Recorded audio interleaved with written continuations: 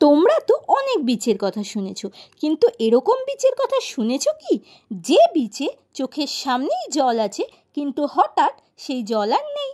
না না, আমি মজা করছি না, এটা সত্যিই হয়। আর এই বিচ ইন্ডিয়াতেই রয়েছে। উড়িষ্যার বালাসোর ডিস্ট্রিক্টে যে বিচ আছে তার নাম চাঁদিপুর বিচ। এই বিচটি হাইড অ্যান্ড সিক বিচ বা ভ্যানিশিং বিচ নামেও পরিচিত। এখানে অন্যান্য বিচের তুলনায় জোয়ার ভাটার পার্থক্য এতটাই বেশি যে ভাটার সময় জল 2 থেকে 5 কিলোমিটার পেছনে সরে যায়, আবার জোয়ারের সময় জল আগের জায়গায় ফিরে আসে। তাই মনে হয় চোখের সামনে থেকে জল সরে গেছে। ভাটার সময় জল এতটাই পেছনে সরে যায় যে তুমি ভয় না পেয়ে বিচের ওপর দিয়ে হেঁটে 2 থেকে 5 কিলোমিটার পর্যন্ত সামনে এগিয়ে যেতে পারবে। দূর থেকে দেখলে মনে হবে তুমি জলের ওপর দিয়ে হেঁটে চলেছ। বিচের এই হাইড অ্যান্ড সিক খেলা দিনে 2 বার হয়, আর এই বিচের আকৃতি অর্ধচন্দ্রাকার চাঁদের ন্যায় হওয়ায় এই বিচ এখানে চাঁদিপুর নামেই পরিচিত। জল সরে যাওয়ার পর সোনালি বালিতে আটকে থাকা জ্যান্ত শামুক, ঝিনুক, শঙ্খ সবই এখানে দেখতে পাবে। সাহস থাকলে হাতে নিয়ে তুলেও দেখতে পারো। বিচের ওপর দিয়ে দৌড়ে বেড়ানো ছোট ছোট পাখিরা কি সুন্দর পায়ের ছাপ ফেলে গেছে।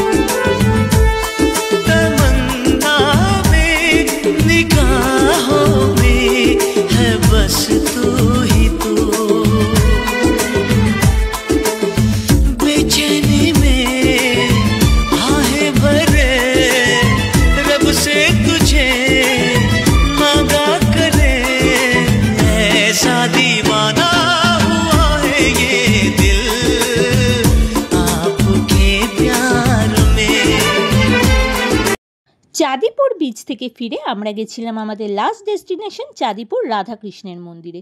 সেখানে একটু বেশ বড় জলাশয় রয়েছে, আর এই জলাশয়ের ওপরেই রয়েছে মন্দিরটি।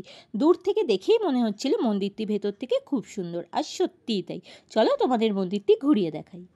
মন্দিরে ঢুকেই দেখলাম কৃষ্ণের বিভিন্ন অবতারের কোষ্ঠী পাথরের মূর্তি রয়েছে। মন্দির থেকে জলাশয়টি দেখতে বেশ সুন্দর লাগছিল। এখানে বোটিংয়ের ব্যবস্থা রয়েছে, সময়ের অভাবে আমরা করতে পারিনি। মন্দিরে প্রবেশের দরজাটি ছিল পিওর সেগুন কাঠের, আর তাতে খোদাই করা ছিল রাধাকৃষ্ণের মূর্তি। রাধাকৃষ্ণের সাথে সাথে মন্দিরের ভেতরে ছিলেন গণেশ আর স্বয়ং বজরংবলী। মন্দিরের দেওয়ালের প্রতিটা কোণা স্থাপত্য ভাস্কর্যের স্মৃতি বহন করছিল। আমাদের এই মন্দিরে ঘোরানো সব ক্রেডিট যায় আমাদের টোটো দাদা সন্ন্যাসীদাকে।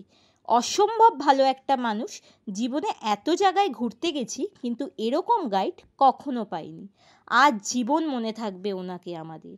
এত ভালো একটা মানুষ যদি সাথে না থাকতো, 2 দিনে বালাসোর ঘোরা আমাদের কখনো কমপ্লিট হতো না। এরপর সন্ন্যাসীদা আমাদের জলাশয়ের ধারে নিয়ে গিয়ে দেখালো এখানে প্রচুর রঙিন মাছ রয়েছে। এখানে আসা দর্শনার্থীরা সেই মাছদের খেতে দেয়। দাদা আমাদের জন্য মাছের খাবার কিনে নিয়ে এলো, আমরা মাছকে খাওয়ালাম। অসম্ভব ভালো একটা এক্সপিরিয়েন্স ছিল। তাহলে আর দেরি কিসের, তোমরাও চটপট ঘুরে আসো বালাসোর।